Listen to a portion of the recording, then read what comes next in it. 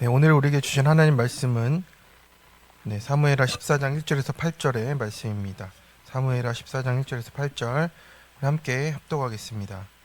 수르야의 아들 요압이 왕의 마음이 압살롬에게로 향하는 줄을 알고 드고아의 사람을 보내 거기서 지혜로운 여인 하나를 데려다가 그에게 이르되 청하건대 너는 상주가 된 것처럼 상복을 입고 기름을 바르지 말고 죽은 사람을 위하여 오래 슬퍼하는 여인같이 하고 왕께 들어가서 그에게 이러이러하게 말하라고 요압이 그의 입에 할 말을 넣어 주니라.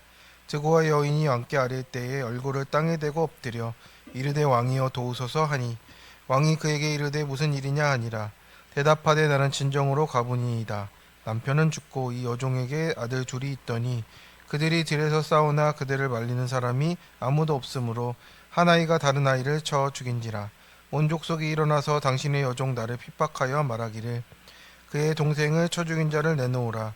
우리가 그의 동생 죽인 죄를 갚아 그를 죽여 상속자 될 것까지 끊겠노라 하오니 그러한즉 그들이 내게 남아있는 숯불을 꺼서 내 남편의 이름과 씨를 세상에 남겨두지 아니하겠나이다 하니 왕이 여인에게 이르되 내 집으로 가라. 내가 너를 위하여 명령을 내리리라 하는지라. 아멘. 네, 함께 기도하겠습니다. 하나님, 오늘 할 말을 넣어주니라의 말씀으로 내 모습을 또 보려고 합니다. 하나님, 하나님이 주시는 말을 해야 하는데 우리의 마음이 하나님께 맞춰질 수 있도록 또 오늘 도와주시옵소서. 말씀이 음성되게 하옵소서. 모든 말씀 예수님 이름으로 기도드립니다. 아멘. 네, 오늘 사무엘하 14장의 말씀으로 큐티 제목 할 말을 넣어주니라의 내용을 나누고자 합니다. 네, 사람은 누구나 이제 자신의 뜻을 이루려고 말을 하게 되어 있습니다. 그런데 성경은 오늘 누가 내 입에 말을 넣어주느냐를 묻고 있습니다. 세상의 계산일 수 있고 또 내 감정일 수가 있고, 그런데 우리가 바라는 것이 하나님의 말씀을 우리가 입으로 해야 하는데 그러지 못할 때가 너무나 많다라는 겁니다. 그래서 사무엘하 14장은 이제 압살롬이 암논을 죽인 후에 그술로 도망간 지가 이제 3년이 되었습니다. 다윗은 이제 압살롬을 그리워합니다. 왕으로서 정의를 세우지도 못하고 또 말씀의 기준대로도 못하고 또 완전히 용서하지도 못한 그 갈등 속에서 이제 머물러 있는 것입니다. 그래서 바로 그 틈을 또 요압이 보는 것이죠. 다윗의 마음을 제일 잘 알잖아요. 그래서 그 요압이 이제 한 가지 방책을 내는 겁니다. 2절에서 요압이 드고아의 지혜로운 여인을 불러서 이제 연기하도록 하는 장면이에요. 이제 상복을 입고 기름 바르지 말고 오래 슬퍼하는 여인같이 이렇게 나아오라고. 그래서 내가 내 입에 할 말을 넣어주겠다라고까지 말을 하고 있습니다. 이미 결론을 정해놓고 사람을 이용해서 왕의 마음을 움직이려는 거죠. 왕의 마음을 사는 법을 너무 잘 아는 요압입니다. 인생은 내가 쓰는 각본대로 흘러가지 않고 하나님이 쓰시는 말씀대로 흘러가는 것입니다. 그래서 사람이 자기 일을 계획할지라도 이루시는 분이 여호와라고 말씀한 것처럼 사람의 계산과 연출은 잠시 통할 수 있지만 하나님의 뜻이 이루어지는 것이 오늘 우리에게 주시는 말씀입니다. 첫 번째, 상황에 치우치지 않도록 말씀을 구해야 하는 겁니다. 1절에 보면 요압이 왕의 마음을 압살롬에게 향하는 줄을 알고 라고 시작하고 있어요. 그래서 요압이 정확히 다윗의 마음을 읽고 있었습니다. 요압은 사실 대단히 정치적이고 자신의 유익을 빨리 취할 수 있는 사람이에요. 그래서 왕의 연약한 감정과 상황을 이용해서 이제 누이 좋고 매부 좋고 하는 일을 만들려고 하는 거죠. 자신의 계획을 추진합니다. 3절에 보면 내가 내 입에 할 말을 넣어주겠다 라고 이 표현이 매우 의미심장합니다. 그래서 하나님께 선지자의 입에 말씀을 주시는 것처럼 흉내를 내지만 이제 사람의 계산과 의도가 들어있는 겁니다. 지혜로운 것처럼 보여지지만 이제 인간의 꾀에 불과하다는 것을 우리가 이제 앞으로 보게 되는 겁니다. 그래서 본문을 묵상해 보면 이제 다윗도 이제 많이 무너져 있어요. 쉽게 분별하지 못하고 있고 눈에 보이는 상황과 들려오는 이야기만으로 판단하려고 하고 있습니다. 하나님께 묻기보다 당장의 사정에 마음이 기울어서 이 판단이 흐려져 있습니다. 우리도 우리의 삶도 비슷합니다. 자녀의 문제가 다가오고 재정의 문제가 있고 또 교회의 문제를 만날 때 이렇게 조언들을 많이 듣게 되죠. 네. 이러저러 생각도 많이 하게 되고 고민도 합니다. 이번 한 번만 넘어가라. 다들 그렇게 한다. 현실적으로 생각해라. 라는 말들이 우리의 마음을 이렇게 뒤흔들어 놓습니다. 그런데 그 말이 아무리 합리적이어도 말씀을 벗어날 때는 그것이 결국 우리를 그릇된 길로 이끌어 가는 것이에요. 그래서 하나님의 백성은 사람의 말보다 그 말씀을 먼저 구해야 하는 우리의 길이 있습니다. 상황은 변하게 되지만 내 말씀은 변하지 않기에 그것을 우리가 붙잡고 가야 한다라는 것이죠. 그래서 우리 큐티는 내 생각을 하나님의 생각으로 갈아 끼우는 시간이라고 합니다. 그래서 매일 말씀을 묵상하면서 내 판단이 맞다가 아니라 내 판단이 얼마나 흔들리는지를 보면서 가게 되는 겁니다. 그래서 말씀이 없으면 내 감정이 하나님 노릇을 하게 되어 있습니다. 그래서 큐티를 멀리하면 내 경험과 형편이 판단의 기준이 되어버리고 그렇게 매일 말씀 앞에 서는 사람과 다른 결과를 얻게 되는 겁니다. 상황보다 하나님을 더 크게 보며 가는 그 길을 말씀을 붙잡을 때 갈 수가 있습니다. 그래서 오늘 우리가 중요한 결정을 앞둘수록 사람과 말을 찾아다니기 전에 말씀 앞에 구하고 묻는 시간을 가지기를 축원합니다. 그래서 주님이라면 어떻게 하실까를 물어야 하는 것이 믿음이라고 하십니다. 적용 질문입니다. 지금 나는 누가 넣어주는 말에 따라 움직입니까? 말씀보다 상황과 계산에 결정하고 있는 일은 무엇인가요? 나는 중요한 문제를 만날 때 먼저 하나님께 묻습니까? 사람들에게 답을 구합니까? 최근 큐티를 통해 하나님 주신 말씀에 순종하지 못한 것은 어떤 것입니까? 두 번째, 연민과 감정으로만 움직여서는 안 됩니다. 5절부터 보면 드고와 여인은 슬픔에 잠긴 과부인 척 이제 다윗 앞에 나아갔습니다. 두 아들의 죽음과 남은 아들의 위기를 호소하는 이 이야기는 누구라도 마음이 흔들릴 만한 내용입니다. 남은 아들마저 잃게 되면 자신의 가문이 끊어진다 라면서 이제 왕의 마음을 자극하고 있어요. 그래서 본문을 자세히 묵상해 보니 그냥 사실을 말하는 것이 아니었잖아요. 요압이 준비한 역할을 수행하고 있는 겁니다. 다윗은 그 진위를 확인하기보다 안타까운 사연에 이제 마음이 먼저 움직일 정도로 지금 마음이 많이 연약해져 있습니다.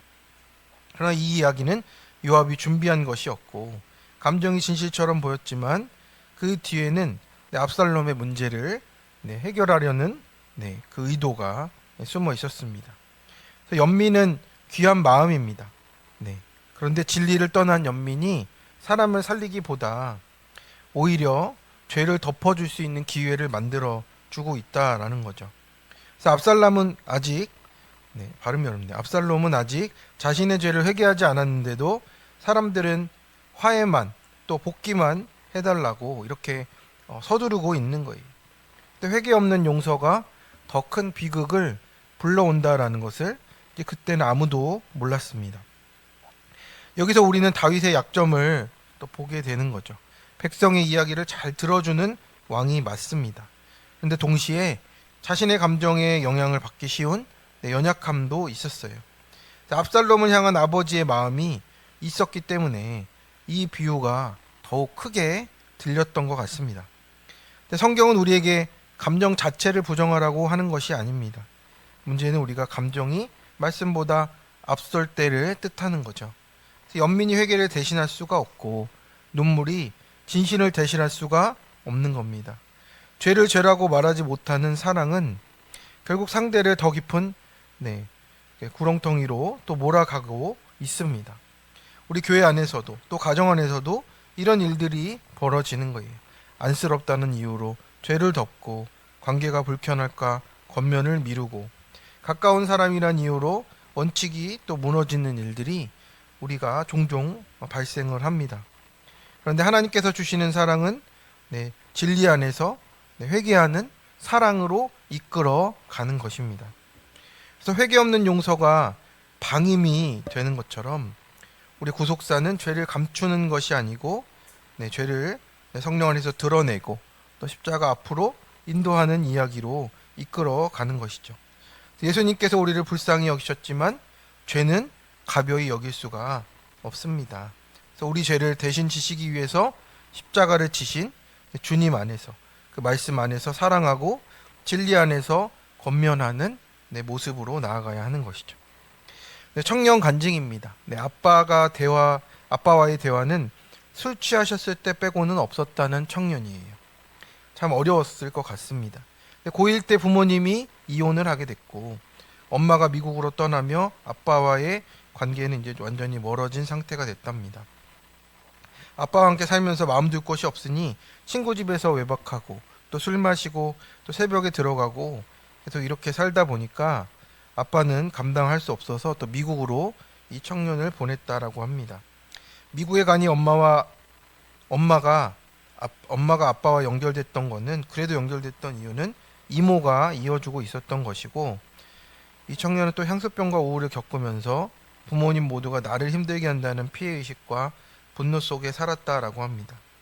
근데 이모의 도움을 통해서 문제의 원인이 부모님이 아니라 내 안에 있는 것임을 먼저 깨닫게 되었다라고 고백을 합니다.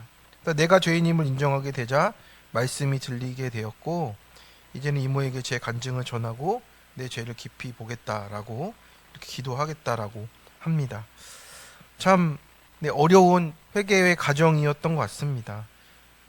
아빠와 대화가 되지 않고 또 엄마는 저 미국에 떠나 있고 또 미국에 갔더니 향수병과 우울이 나타났고, 그런 와중에 자기 모습을 보며 가는 것이 처음은 너무나 큰 은혜라는 것을 우리가 보게 됩니다. 근데 압살롬이 또 다윗이 이런 과정이 없다 보니까 결국에는 반역의 일이 일어나고 또 아들까지 또 죽는 상황이 벌어지는 것을 또 우리가 말씀으로 보게 됩니다. 그래서 회개하는 것이 정말 생명이고 회개를 통해서 관계가 회복되어지는 것을 오늘 우리에게 보여주는 간증인 것 같습니다. 성도 여러분, 오늘도 우리의 마음은 상황과 감정에 쉽게 흔들립니다. 하나님은 사람의 말에 휘둘리는 인생이 아니라 말씀으로 분별하는 인생이 되도록 인도하십니다. 눈에 보이는 사정과 또 눈물보다 하나님 말씀을 붙잡고 인간적인 연민보다 회개와 진리를 또 택하는 저와 여러분이 되기를 소망합니다. 우리 인생에 참으로 할 말을 넣어주시는 분은 인간적으로 지혜롭고 높은 사람이 아니고 성령 하나님이시기를 축원합니다. 매일 큐티를 통해서 하나님의 음성을 듣고 순종할 때 우리의 삶이 계산이 아니라 하나님의 구원 가운데 가장 선한 길로 인도해 주실 줄을 믿습니다. 적용 질문입니다. 나는 사랑과 연민이란 이름으로 죄를 방치하거나 덮어준 것은 없습니까? 누군가의 눈물과 사정만 듣고 성급히 판단했던 것은 무엇인가요? 진실한 사랑으로 권면해야 되는데 불편할까 침묵하는 것은 어떤 것입니까? 여러분 함께 기도하겠습니다. 사랑과 은혜로 오늘도 보듬어 주시는 하나님 아버지, 우리가 사무엘하 14장의 말씀을 통하여서 다윗과 또 요압의 모습을 보게 됩니다. 요압이 요인의 입에 할 말을 넣어 왕의 마음을 움직이려 한 것처럼 우리도 세상의 소리와 사람들의 말로 쉽게 흔들리며 또 그것으로 말하면 바뀔 거라 생각하며 살아가는 우리의 연약한 입술이 있습니다. 주님, 우리가 중요한 선택의 순간마다 사람의 지혜보다 주의 말씀을 먼저 구하는 은혜를 더하여 주시고 또 매일 큐티하면서 성령께서 내게 넣어주시는 그 말씀으로 또 말할 수 있도록 또 그 생명의 음성을 듣고 살아가도록 인도하여 주옵소서. 그래서 생각과 판단을 그치고 말씀으로 새롭게 살아가는 우리 모두가 되도록 도와주시옵소서. 또는 우리의 감정과 연민이 진리를 가르지 않게 도와주시고 불쌍하다는 이유로만 하는 것이 아니라 하나님의 또 말씀으로 또 구원의 일로 또 감당하며 나아갈 수 있도록 하나님 지혜를 더해 주시고 또 사랑과 은혜를 더하여 주시옵소서. 오늘 어떤 선택 앞에서도 주님의 뜻이 무엇입니까? 먼저 묻는 그런 마음을 허락하여 주시고 모든 영광을 주께 올려드리며 우리 진리 가운데 인도하시고 붙드시는 우리 주 예수 그리스도의 이름으로 기도드립니다. 아멘. 우리